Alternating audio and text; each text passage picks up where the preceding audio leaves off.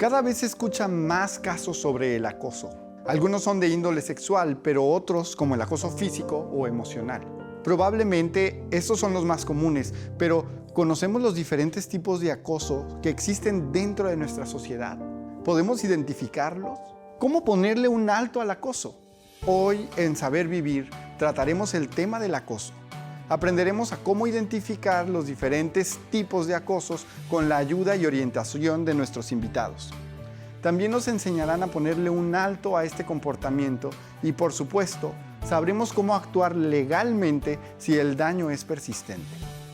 No se despeguen de sus pantallas porque damos inicio a este capítulo. Bienvenidos a Saber Vivir.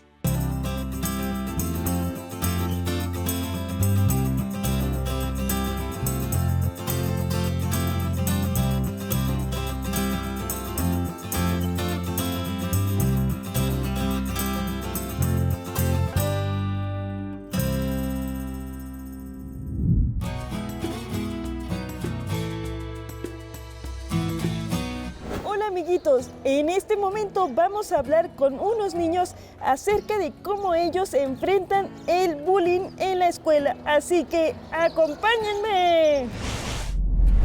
Bueno, pues yo vengo de otra escuela y en esa escuela yo sufrí bullying.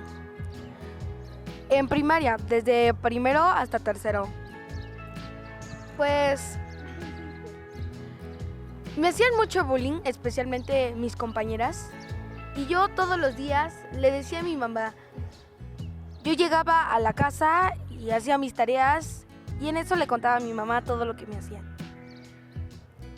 Gracias a eso mi mamá decidió cambiarme de escuela, pero porque si yo no lo hacía, me iban a seguir haciendo bullying y yo no iba a ser feliz.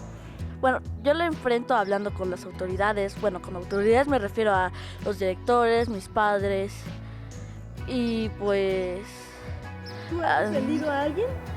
Pues que yo recuerde, sí, he defendido a alguien. Que intentar hablar con mis padres, la maestra, los directores para que se erradique el bullying. Pues yo le digo a mi mamá, así ella puede platicar con la directora y así le dicen al papá del niño. Bueno, yo lo enfrento diciéndole a los profesores lo que me han hecho para que puedan darles un mensaje a los padres de esos niños y así ya no me estén dando bullying. Muy bien, gracias amiguito, que tengas buen día. Gracias a ti, bye bye.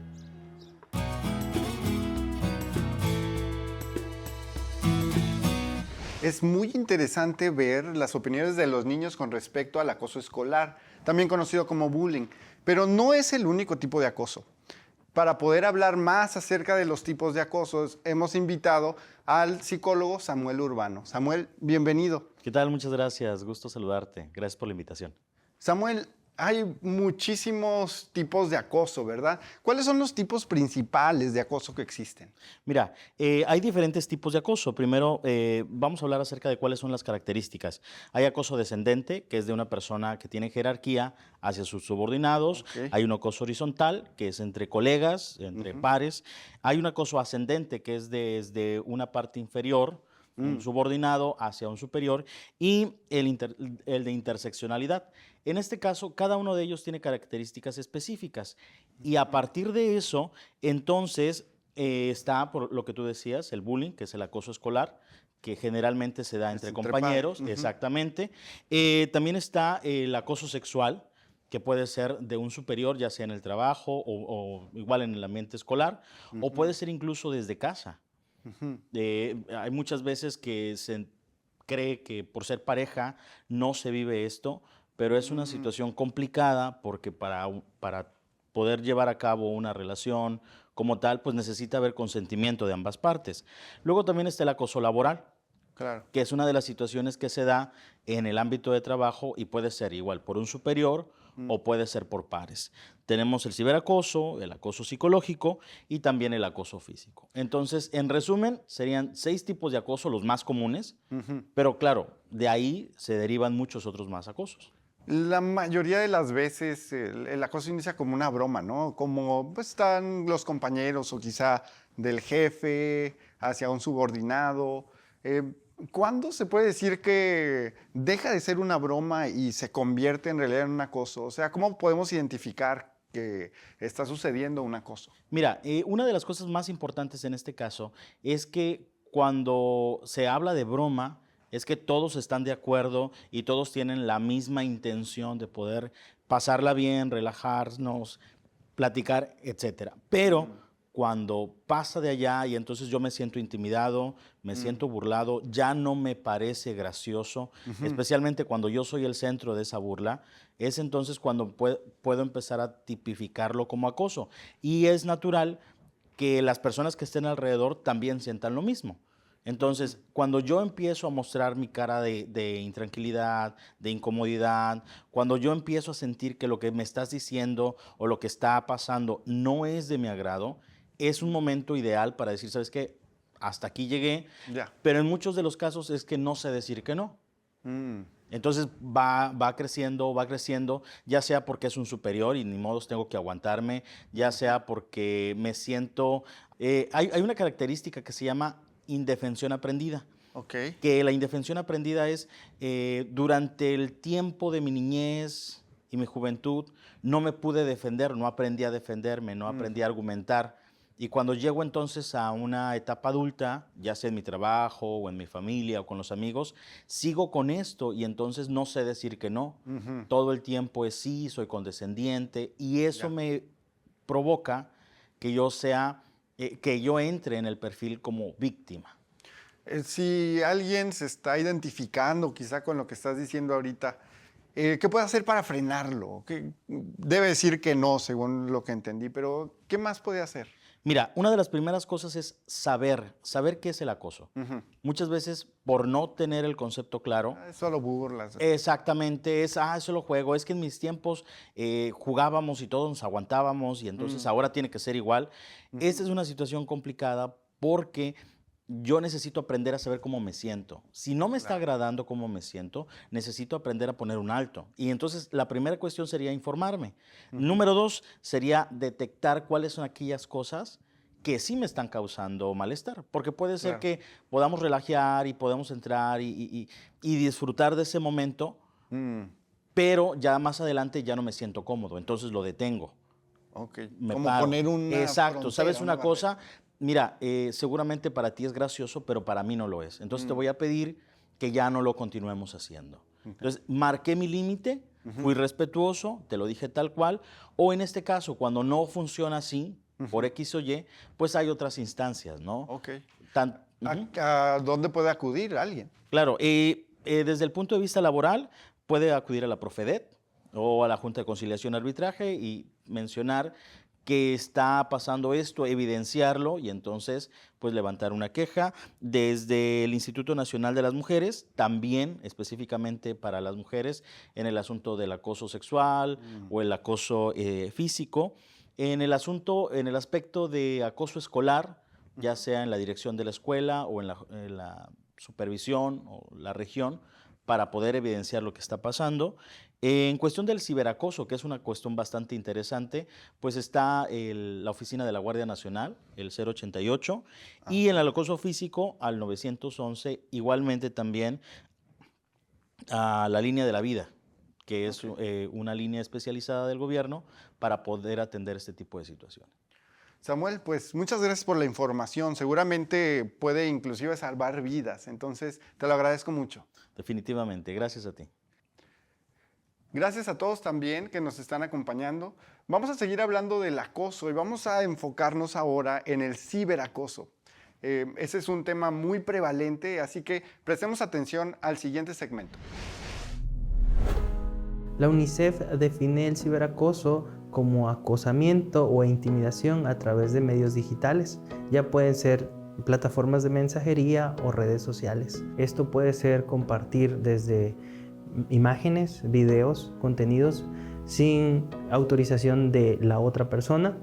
Puede ser también el hostigamiento a personas en colectividad o a través de forma individual de una u otras personas. A medida digital o a la escala digital, nosotros podemos ayudar a que estas medidas se incrementen. ¿Cómo? Pues la instalación de aplicaciones parentales del cuidado de lo que los hijos ven, también nosotros saber qué aplicaciones ellos tienen instaladas en sus teléfonos móviles y que éstas puedan tener activadas las notificaciones. En todo caso, que los hijos puedan tener accesible su teléfono.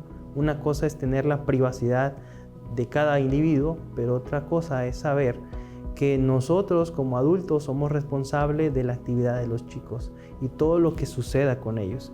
Así que nosotros debemos de estar al pendiente de lo que ellos visitan, tomar el teléfono móvil y revisarlo periódicamente si son menores de edad y así saber qué es lo que está ocurriendo. Si nosotros notamos una conducta errónea del chico a través de su conducta diaria, pues podemos saber si él está teniendo una actividad diferente en su diario vivir.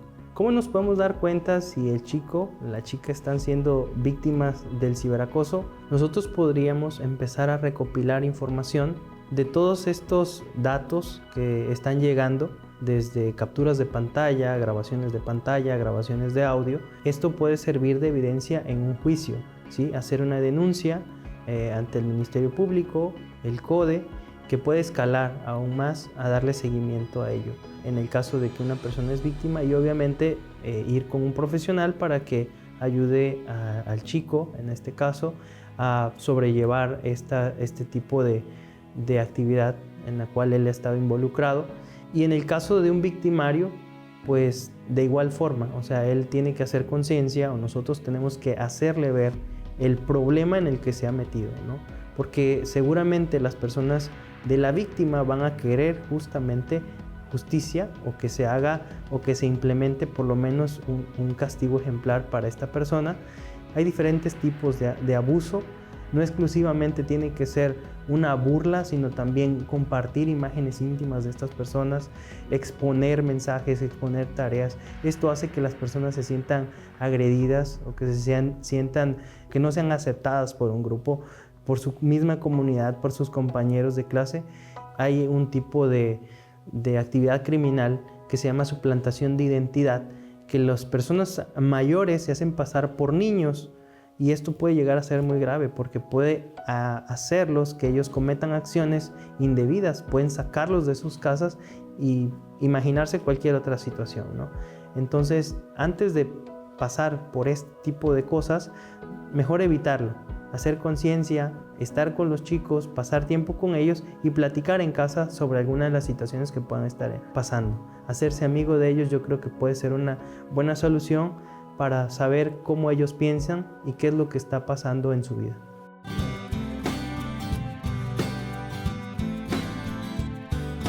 Es muy interesante cómo en nuestro tiempo, con diferentes tecnologías, hay nuevos métodos en el que sucede el acoso.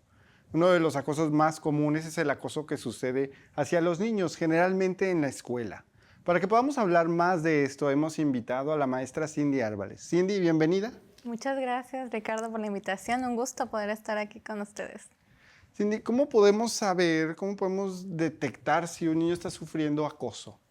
Fíjate que resulta más fácil de lo que creemos, porque regularmente estos niños dan señales muy visibles.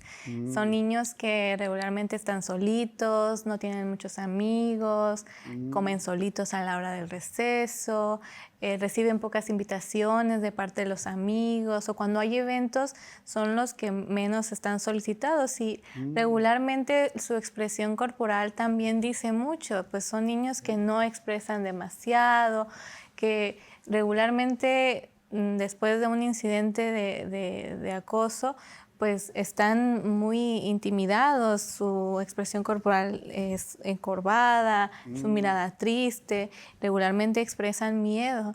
Así que es importante que estemos pendientes de estos indicadores en casa y en la escuela, porque muchas veces pasamos desapercibidos a estos niños que no nos dan lata, por así decirlo, ¿no? Que van a estar calladitos en su sillita y no pasa nada.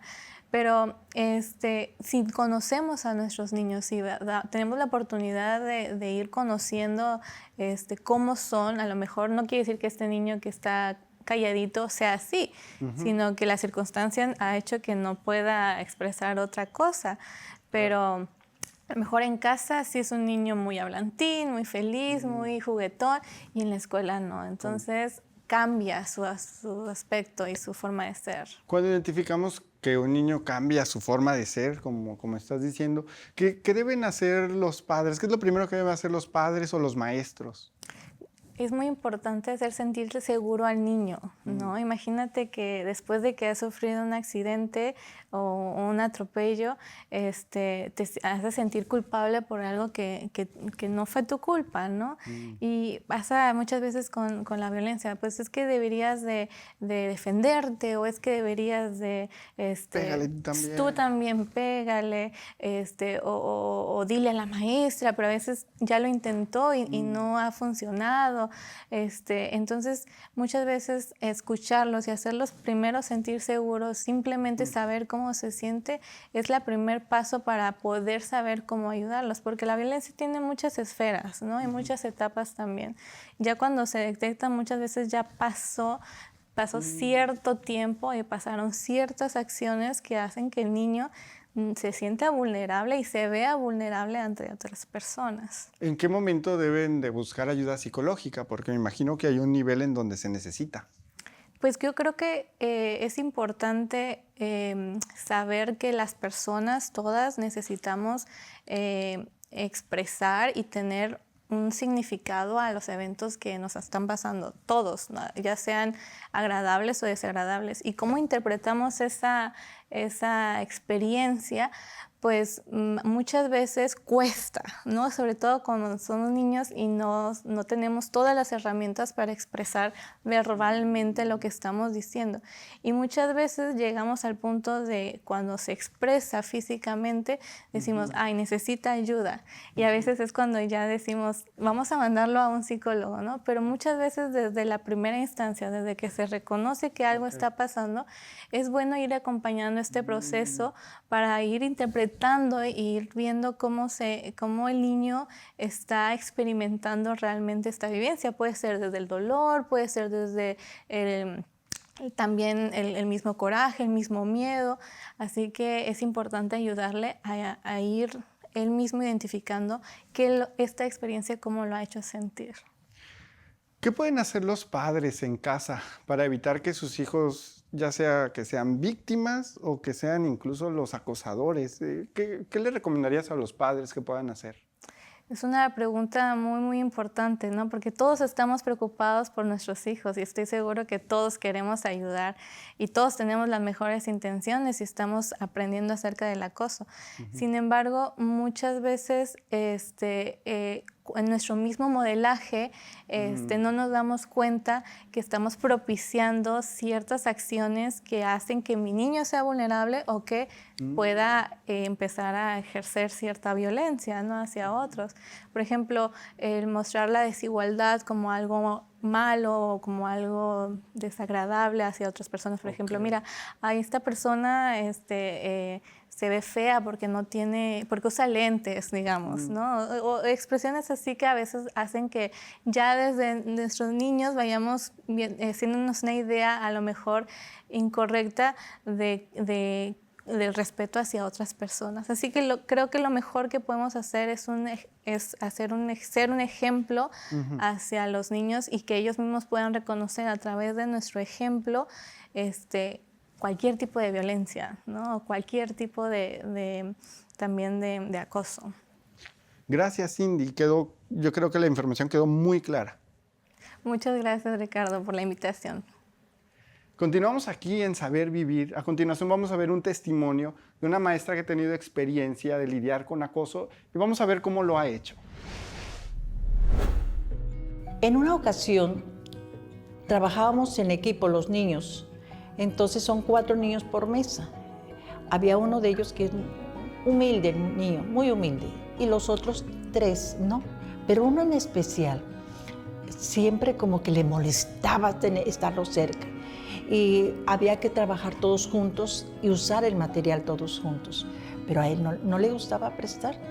Y entonces pues yo veía cómo lo despreciaban al niño. Y 3 que sí tenían todas las cosas y uno no. Entonces tuve que hablar con el principal, el que los guiaba, y le dije que si le gustaría que a él lo trataran igual. Entonces primero me dijo, no, pero yo tengo todo.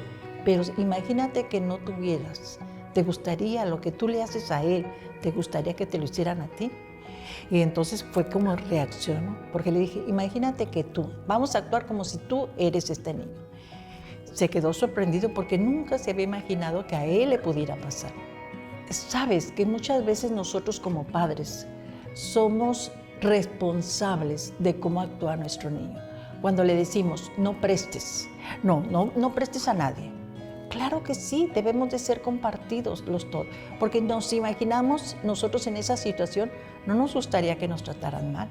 Uno como maestro tiene la obligación, el deber de subsanar todas las situaciones que se te presentan, porque tú eres el motor. No debes de tenerle miedo a los niños, que te vayan a gritar o que el papá se vaya a enojar. No, como maestros tenemos la obligación de hacer que los niños se sientan bien y cuidar que ninguno vaya a estar agrediendo al otro, porque es una bendición trabajar juntos y con felicidad, porque a eso vamos.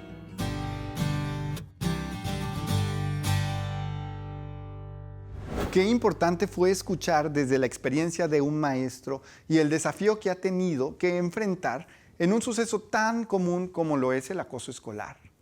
Y bien, a continuación escucharemos a una abogada. Ella nos explicará los riesgos y consecuencias que tiene este tipo de acciones y cómo la ley interviene legalmente ante las víctimas para sancionar a los acosadores. Así que pongamos mucha atención sobre esta nota. El acoso dentro de la legislación penal es tipificado como hostigamiento sexual y al igual que otras formas de acoso que no tienen una connotación sexual, es ejercido normalmente por un superior jerárquico o alguien que tenga poder sobre la víctima y consiste en molestar, perseguir, asediar a esa persona repetitivamente, ¿sí? De forma repetitiva. Para que se formalice una denuncia por hostigamiento sexual, el Código Penal Federal señala que debe de existir un perjuicio, es decir, un daño.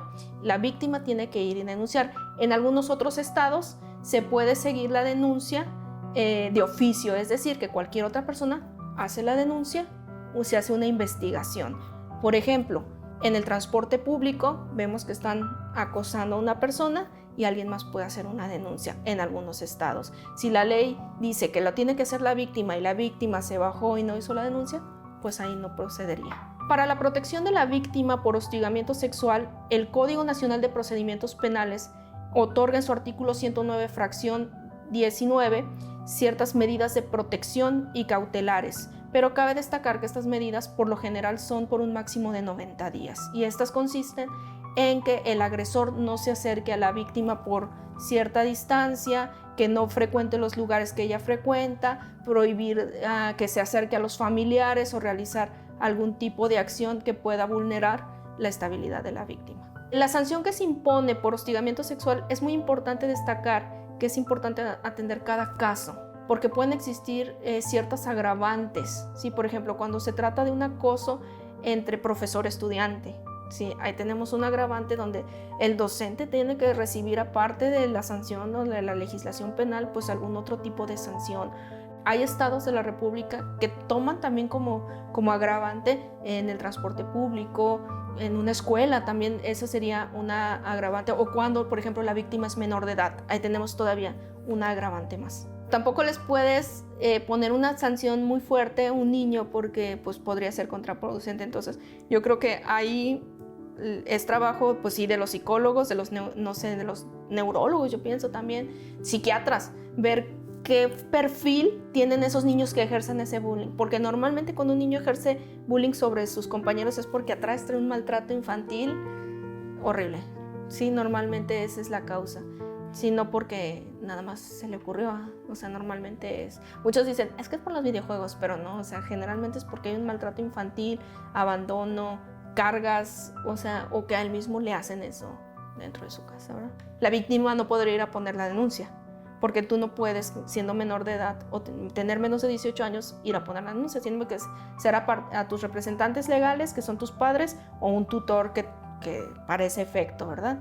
Pero si la víctima es mayor de edad y no quiere poner la denuncia, tendríamos que atender la legislación penal, en este caso, en específico para ver si permite que se haga una denuncia, es decir, que otra persona la haga o tenga que ser a fuerza por querella, que es cuando la víctima tiene que poner por su propio derecho. Todavía los códigos penales, cada estado tiene su código penal. Lo único que se unificó fue el Código Nacional de Procedimientos, cómo se va a sancionar a los agresores. A veces damos por hecho un sinfín de problemáticas que no sabemos cómo enfrentarlas, tanto en el área psicológica como legal. Y nuestros invitados nos han ayudado a despejar una variedad de dudas. Pero también creemos que un alivio espiritual es fundamental para tomar buenas decisiones. Escuchemos a continuación el siguiente segmento para reflexionar. Trascendencia. Una de las características que te da una salud espiritual, una vida espiritual. Muchas veces somos deterministas, pensamos que estamos limitados a lo que somos y a lo que hemos vivido. Nuestro pasado nos define y nuestro contexto cultural, donde tú naciste, lo que tú eres, tu mente, tus capacidades físicas, tu aprendizaje. Todo eso define lo que somos y no podemos aspirar a más. Pero llega la espiritualidad y llega un concepto de trascendencia. Y es cuando tú te relacionas con algo más grande que tú, una idea, un amigo, un ser. Alguien que te ayuda a ver más allá de lo que eres y a planear más allá de lo que puede ser. Trasciende. Es momento de dejar de limitarnos, dejar de vivir dentro de nosotros mismos y empezar a vivir trascendiendo con una vida espiritual. El acoso es un delito.